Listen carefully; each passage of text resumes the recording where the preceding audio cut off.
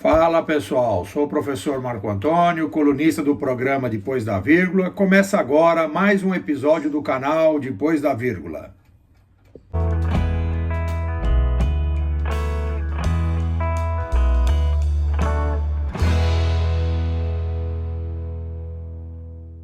Para você que está chegando aqui, convido a se inscrever no nosso canal, ligar o sino para receber as notificações, para não perder os nossos vídeos postados no canal.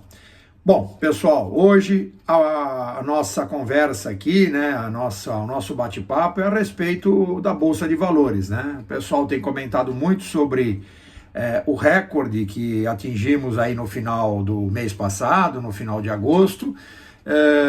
Falou-se muito nos 134 mil pontos, mas é legal que a gente primeiro explique por que talvez a Bolsa esteja indo para este caminho, e depois que esses pontos aí, esse recorde, talvez não seja tão importante como a imprensa tem falado. Então, primeiro, o que está determinando que esse bom humor no mercado local aqui é a possibilidade do corte efetivo da taxa de juros, falado nas últimas palestras do presidente do Banco Central americano sobre a necessidade de cortar a taxa de juros americana. Como todo mundo sabe, taxa de juros, seja lá ou seja cá, ela representa um referencial de renda fixa. A renda fixa é um dos grandes concorrentes da renda variável, portanto, se a renda fixa começa a ficar muito atrativa, as pessoas, né, os investidores, deixam de colocar o dinheiro na bolsa, porque é uma renda variável que pode correr o risco de perder parte dos ganhos, inclusive até o principal, para correr para ativos mais seguros e que tenham um ganho garantido. Então, a possibilidade do corte da taxa de juros americana deu uma sobrevida, um gás específico aí no final do mês de agosto. Depois, um outro tema que eu acho bastante importante é o próprio compromisso fiscal que está sendo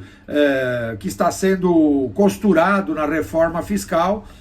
As falas do ministro da Fazenda, o Fernando Haddad, mostrando firmeza em relação ao corte dos gastos, e inclusive colocando muito claramente que existe um compromisso do governo Lula, ou do presidente Lula. Isso criou um certo otimismo, né?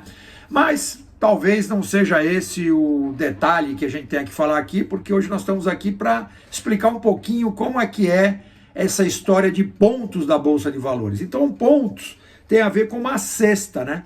Com uma cesta que tem uma medida, unidade de medida, lá desde os anos 80, foi quando começou esse processo do Ibovespa, e aí nós temos aí uma régua aí entre 80 e 2024, né? Que faz com que a gente tenha aí uma ideia do que significa, então, esses pontos. Esses pontos significam o quê? Uma cesta, um grupo de empresas classificadas que tinha como base a unidade 100, por exemplo, e a partir desse momento, à medida que esses papéis foram se valorizando, essa incorporação da cesta foi crescendo e foi influenciando no índice, né? Esse índice foi subindo, como qualquer índice da inflação, índice de preços, ele vai subindo à medida que vai se valorizando e vai caindo à medida que vai se desvalorizando os ativos das empresas. Muito bem, essa oscilação é normal e por isso nós chamamos de renda variável, legal.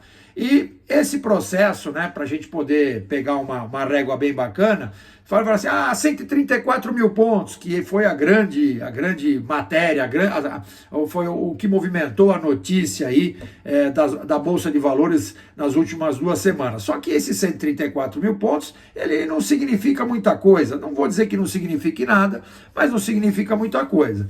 Então, o nosso colega do canal Porquê, o Mauro Rodrigues, né, é um economista muito dedicado, fez um levantamento bastante bacana, no qual ele mediu uma janela de 80 a 2024, obviamente, através de vários índices da inflação, índice de preço e tudo mais, para fazer o quê? Para fazer uma métrica e entender qual foi a valorização de lá para cá e qual foi o custo do capital de lá para cá. Lembrando que o papel de uma empresa funciona mais ou menos como qualquer outro investimento. À medida que a inflação vai acontecendo, você deveria incorporar isso como fonte mínima de ganho daquele investimento, porque ele teria que corrigir no mínimo a inflação. Então, em tese, o mercado já, de alguma forma, faz esse movimento. Mas é óbvio que se as empresas não apresentam performance, não apresentam rendimento, são afetadas por outros fatores, esses ativos vão perdendo preço. Bom, voltando aqui a conversa do nosso colega economista Mauro Rodrigues, do canal Porquê, ele fez um levantamento e obteve que de 1980 até 2024, os índices, o IPCA, enfim, os índices principais de inflação, acusaram mais ou menos uma corrosão monetária da ordem de 148%. Então, se nós tivéssemos que pegar o índice que estava lá, né? Por exemplo, em 2008, né? Em 2008 nós tínhamos 73 mil pontos, né? Nós tínhamos 73 mil pontos em 2008, né? Em 2008, 73 mil pontos. Se nós corrigíssemos pela inflação desse período, de maio de 2008 até exatamente agosto de 2024, a Bolsa de Valores, ou seja, o índice da Bolsa de Valores, teria que estar por volta de 180 mil pontos. O que nós estamos falando é que nós temos uma defasagem em torno de 25%. Ou seja, isso mostra claramente que esse número que se acha tão importante, ele não é tão importante assim. Se nós olharmos esse período de 2008 até agora, 2024, é uma janela de 16 anos, uma janela importante, nós não acompanhamos a inflação. Quem colocou o papel dentro da bolsa, quem colocou dinheiro no papel da cesta do Ibovespa, naquelas empresas, não tiveram nesse período uma correção na ordem da inflação do IPCA, o que faz com que nós tenhamos aí uma defasagem de 25%.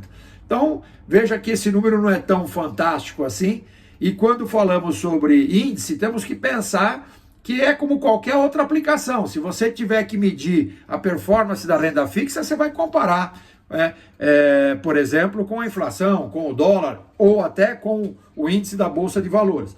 Então, como podemos observar, muito embora houve uma boa recuperação da Bolsa de Valores do mês de agosto para cá, ou seja, nas últimas 3 semanas, do ponto de vista histórico, olhando, por exemplo, a máxima que foi tão propalada, ela está muito longe, cerca de 25% da máxima que foi em maio de 2008. Ou seja, em maio de 2008, aqueles 73 mil pontos valiam muito mais, ou seja, 25% a mais do que hoje o tal dos 134 mil pontos da Bolsa de Valores, né? Então é isso, pessoal. Eu queria trazer essa dinâmica só para a gente desvendar um pouco, né? Desvendando um pouco a caixa preta da Bolsa de Valores. Muita gente gosta de entender o que está acontecendo, como essa renda variável podia ser uma opção, e acho que isso aqui é uma boa amostra de como essa dinâmica ocorre nesse mercado, tá bom, pessoal? Muito obrigado por ter assistido o vídeo até o final e até a próxima. Tchau, pessoal!